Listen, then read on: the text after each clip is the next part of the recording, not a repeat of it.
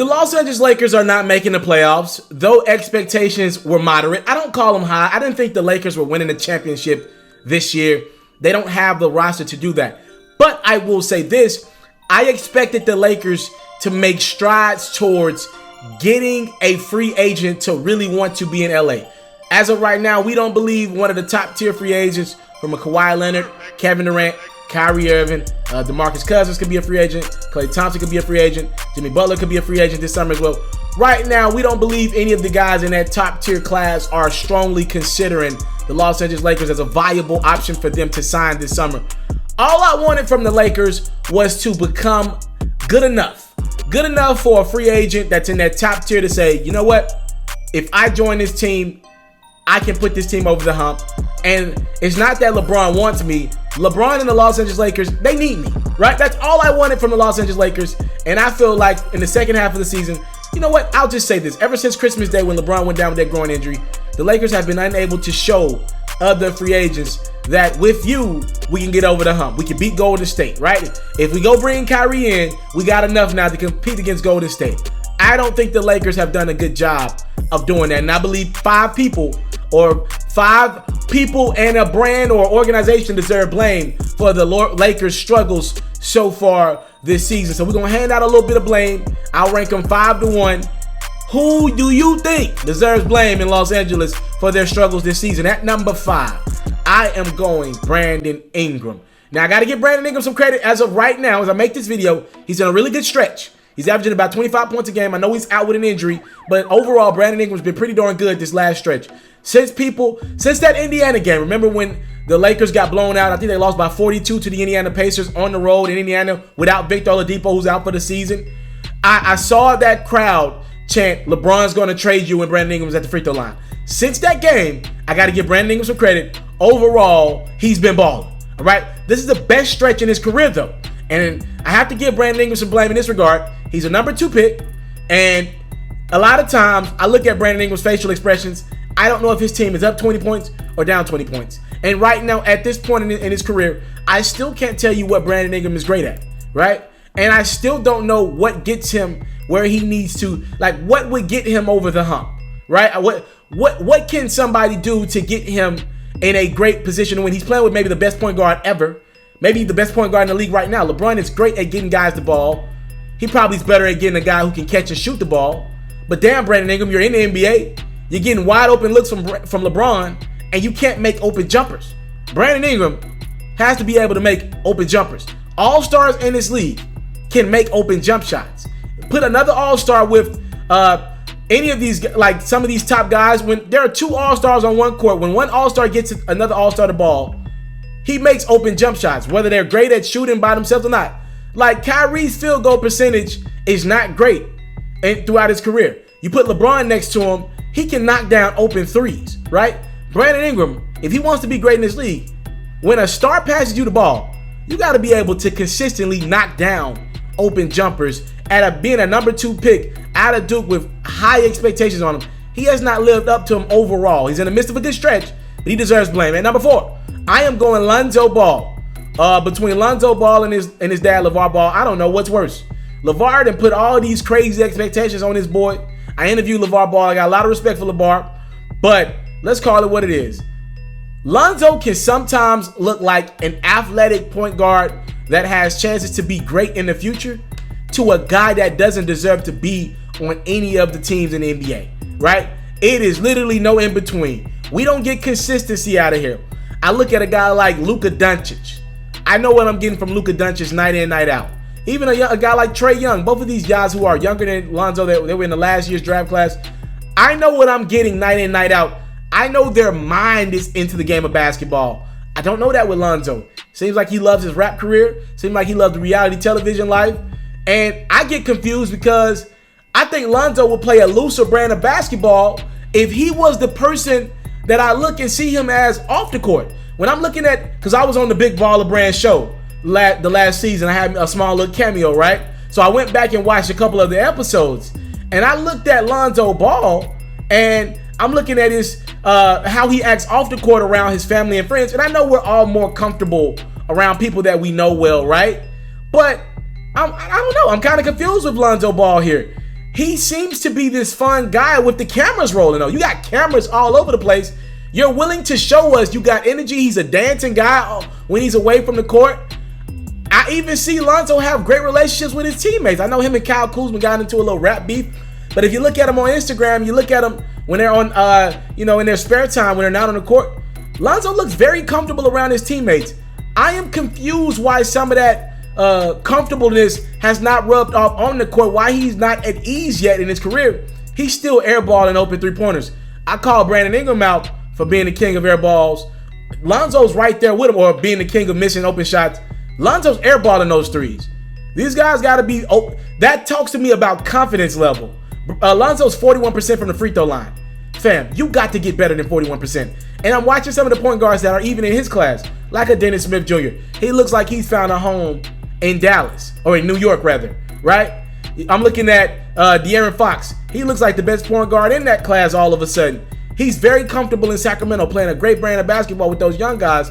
You mean to tell me if De'Aaron Fox had LeBron on the roster, I believe Sacramento would be a 4 seed or 3 seed comfortably.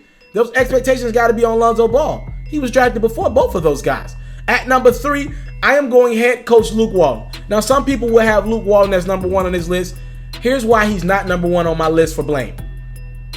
Some things have been out of Luke Walton's, out of his hands, right? First and foremost, when Jeannie Buss decided to hire Magic Johnson, and Magic Johnson coincidentally hired Rob Pelinka as his GM, Luke Walton's days were numbered.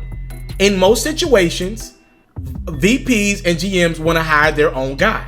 They want to hire their own head coach. Luke Walton was hired by the previous regime. Generally speaking, most guys don't make it through unless you go win a championship, which is very tough to do. Guys want to have that conversation. They want the most credit. Don't think Magic Johnson doesn't have an ego. He does. Rob Pelinka, these guys got egos. Rob Pelinka is a former agent. He was actually the agent of Kobe Bryant. These guys got egos. They want to be able to say, yeah, I hired the right guy. So it's almost like you're in a relationship with somebody who never really wanted to be with you in the first place, right? And I think that's the place that Luke Walton was put in. And also, I don't give Luke Walton the blame in this regard. When LeBron decided to join the Lakers, Magic Johnson was at his house at 12:01, right? To be there to sign LeBron and to make it official. Now, you know who wasn't there? Luke Walton. Now, you got the VP there. Why in the hell is the head coach not there if we're trying to get on the same page? Reportedly, LeBron James and Magic Johnson sat down and handpicked guys like Rajon Rondo, JaVale McGee, Michael Beasley, some of these veterans, Lance Stevenson, because LeBron reportedly said, over the last couple years, he had tried the three-point approach to beat the Golden State Warriors with the Cleveland Cavaliers, and it had not worked. So he wanted to go to a more athletic, defensive-minded unit with guys who've kind of been slept on around the league. It ain't work. It don't fit. Those pieces don't fit. And if Luke Walton, the head coach, didn't have a hefty hand in picking some of these pieces, I got to kind of give him a little bit of a break in that regard. But Luke's going to get some blame in this regard. It is game 63 of the season, and I'm watching Luke Walton still shuffle rotations. Luke, you have to have the confidence in yourself to pick a rotation and stick with it. Luke, Lonzo Ball has to be your starting point guard. I like Rajon Rondo a lot. I like what he does. Probably a little bit better than Lonzo overall, and definitely has more confidence than Lonzo. But Lonzo's your guy for the future. Lonzo gives you great potential. Rondo at this point does not. All right? Brandon Ingram has to be your guy through thick and thin. Now, I know Kyle Kuzma confuses things, but Luke, you cannot still be shuffling the decks with that rotation. You got to roll with Lonzo, Kuzma, Ingram, LeBron, and someone else, in my opinion, no matter what. And that needs to be a center. I'm looking at this Lakers rotation, and I'm realizing that they don't have a big man right on the court. They're rolling with Reggie Bullock that they acquired right before the trade deadline from the Detroit Pistons. They're rolling with LeBron being the center. Luke, you got to know your team, my guy. You got to know that LeBron is not playing defense at an elite level. He's giving up easy baskets to the hoop. He's the biggest guy on the court a lot of those times.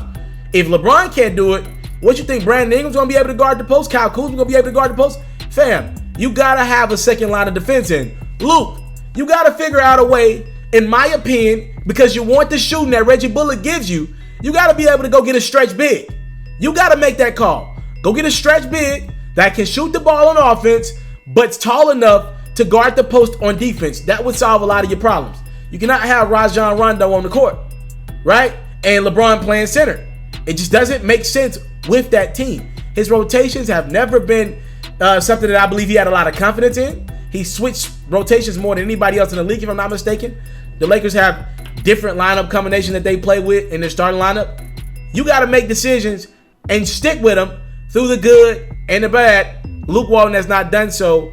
He has been a coaching disaster, and I don't see anything schematically that tells me he deserves to stay. He ain't great at running plays. He's pretty much allowing guys to play ISO ball. You got Michael Beasley calling you out. Luke, you got to grow a backbone, man. And I do believe Luke's going to get another job in this league. He's still very young, and he's still he hadn't damaged his reputation enough to, I don't think he doesn't deserve another job. But Luke, you got to grow a backbone in your starting lineups on the sideline. You got to talk more. You cannot act like Phil Jackson without the 11 rings that Phil Jackson possesses. At number 2, gonna give LeBron James a lot of blame. LeBron, you are quote unquote the best player in the world, even though I don't have you on that line anymore. A lot of guys still consider you the best player in the world. Most consider you the best player in the world. Okay, I know things have been up and down this season. I know you got injured, and I know you came back with your team in the 9th spot in the playoffs. Here's the reality of the situation. No matter what way you want to shake it, there is enough talent on the Los Angeles Lakers team for them to still be able to get over the hump and make the playoffs. If LeBron is still the best player in the world, period. LeBron of 2 years ago would have been able to take what he has right now and get it to the playoffs, at least. Now, the bottom of the West ain't been that great. If you want to say the top of the West is really, really good, from Golden State and now Houston's getting it together and Denver's really good at home, I'll give you that. You could beat San Antonio night in, night out. You could beat the Clippers night in, night out. You could beat Dallas. You could beat Phoenix.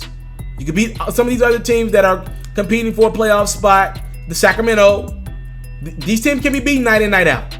If I got the best player in the world and some young talent, Brandon Ingram's been giving me 25 a game, I got to find a way to not lose games to the Pelicans, the Hawks, the Grizzlies, the Clippers. These are all teams that the Lakers have lost to as of late. I got to find ways to beat these teams.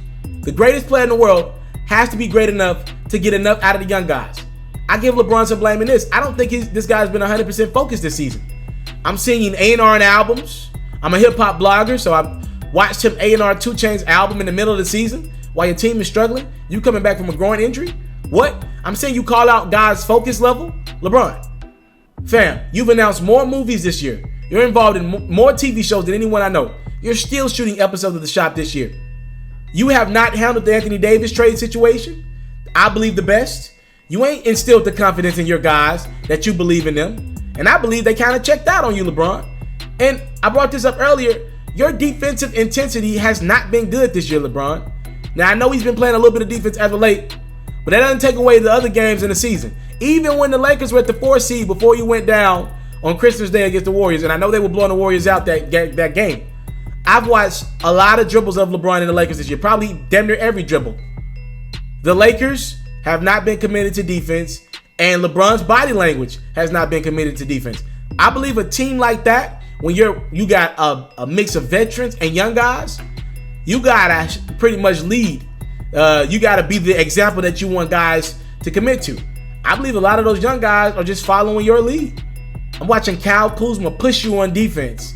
LeBron, you are LeBron James. No matter what, a physical specimen. I don't believe your body language has been great. And I truly don't believe LeBron 100% bought in to this Lakers team. And I don't want to use this Q word with LeBron. But at times, sometimes I look around and say, you quit. I don't even want to use it. You quit. You quit.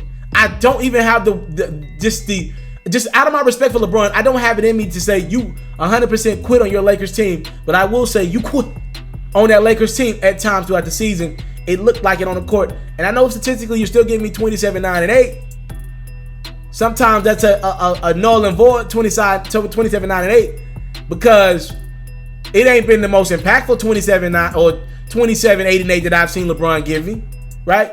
In other phases in LeBron's career, I've seen him impact the game for every minute of it.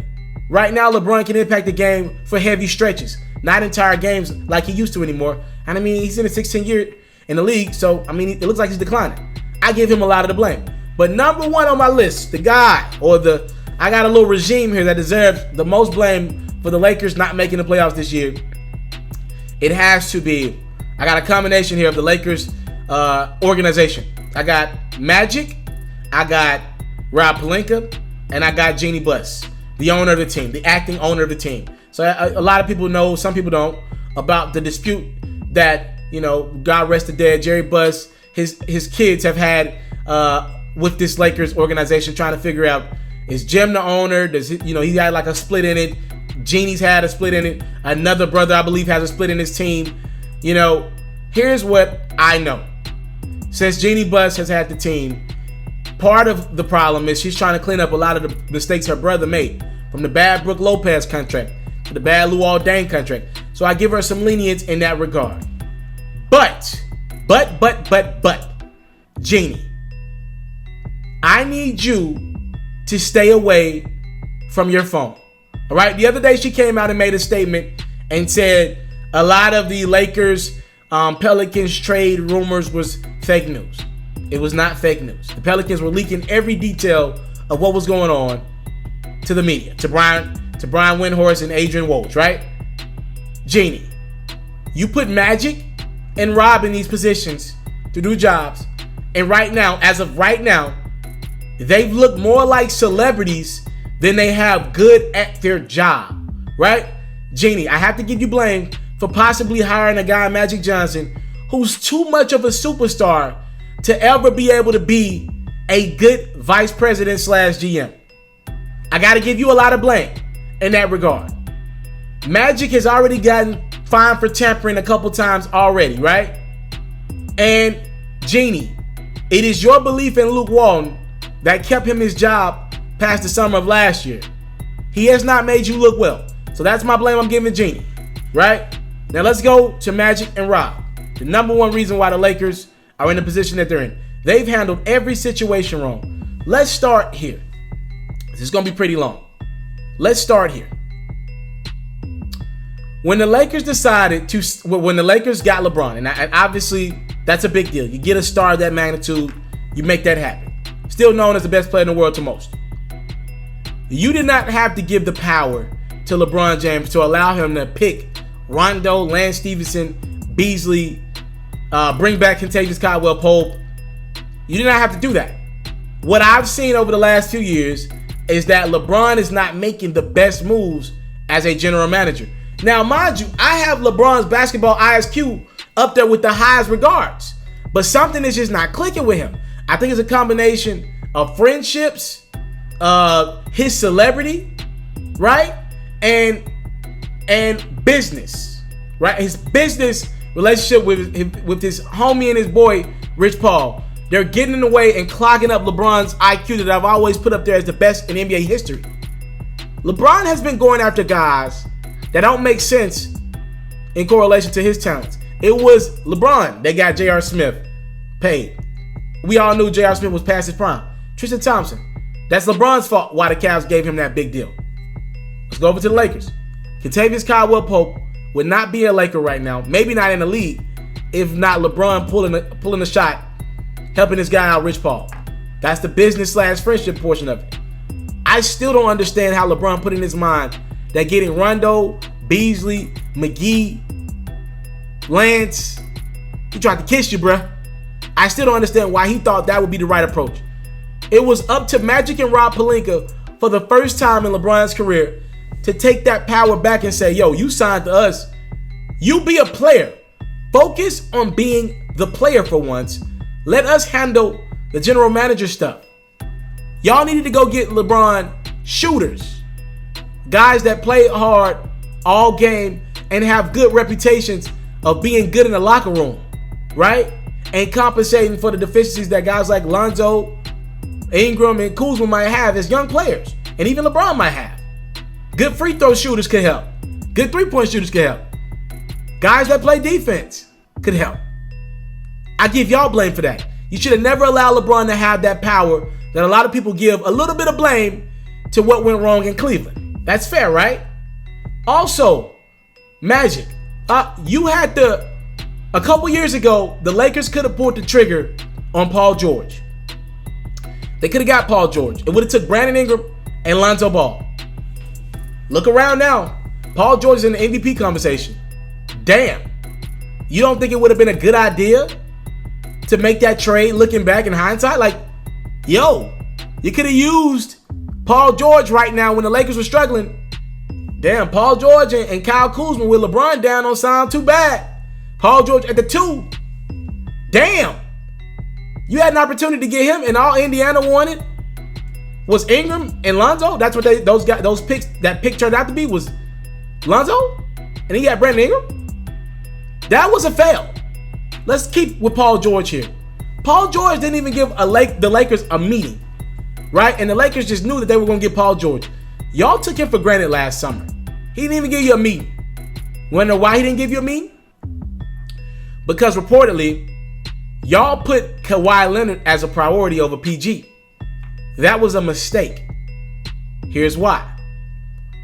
Paul George always wanted to be a Laker, but more importantly, the reason why he always wanted to be a Laker is because he thought that would be a destination that wanted him. Paul George wanted to be where he felt that he was wanted the most. Who wants you more than home, right? No one loves you more than your mama do. Your mama always bring you, no matter what you done did, you go home. You forget, you can't pay your rent. You miss those bills. You go home. Mama got you. Mama don't care what you done did out in them streets. Unless you done did something to her, even if you did something to her. For the most part, most mothers will bring you in and say, that's still my baby. Paul George thought his baby was going to be, his mama was going to be, I know that sounds crazy, the Los Angeles Lakers. When Oklahoma City got their hands on Paul George, they took a risk and gave away a guy that turned out to be an all-star in Victor Oladipo because it didn't mesh well with Russell Westbrook. They were too much alike. When the Thunder took a risk on Paul George, that was the first sign of somebody saying, I want you. I want you no matter your good and your bad, right? Because Paul George's name wasn't in that realm of top 5, top 8 in the game anymore when the Thunder made their trade. Still really, really good, but not there. So guys around the league were like, he's really good, but he ain't the top of the crop. The Thunder brought him in and loved him when he needed to be loved, right? They believed in him. They stayed with him. And getting rid of Carmelo Anthony and a couple other moves and getting on the same page with Russell Westbrook, when it was time for free agency, no matter how bad the Thunder ended their season against the Utah Jazz, PG felt loved. When the Lakers put Kawhi Leonard as their number 2 most important target, Paul George was like, y'all taking my love for granted again. It's part of the problems I had in Indiana, right? He felt love and he acted on that love. Y'all blew it with PG, and then that same summer, y'all blew it with Kawhi Leonard, and we're still talking about not wanting to give up guys like Ingram and Lonzo to make a deal happen for Kawhi Leonard with San Antonio with Greg Popovich. It would have took an overwhelming trade to get Greg Popovich to say, here's Kawhi Leonard, because he didn't want to do business with the Lakers. But the Lakers could have got it done. Magic and Rob failed. The Anthony Davis trade situation that happened this year, awful. Embarrassed the Lakers. The Pelicans played the Lakers. They showed all their moves. They ruined the Lakers' chemistry. The Lakers ain't played good since all those young guys found out that they were part of the trade talks, right? All those young guys lost their confidence and their belief in the guy that they probably looked up to in Magic and LeBron, right? They're like, yo, you didn't love me? We're back to that love thing. That's a powerful thing. So now you got all these Lakers that lost their confidence. You put them in these Anthony Davis trade rumors. You don't get Anthony Davis. That was a fail. Now you're not even in the forefront to get him this summer, right? You played your hand. You showed your hand. And now your rival Boston is probably going to be the front runner to land AD. Magic, Rob Pelinka, y'all deserve the most blame. Not all, but the most blame for the Lakers' struggles. Y'all simply not got it done. And between y'all, LeBron, Luke Walton, Lonzo, Brandon Ingram, and others, the Lakers, with expectations of at least making the playoffs, will find themselves on the couch come May and June. I'm out.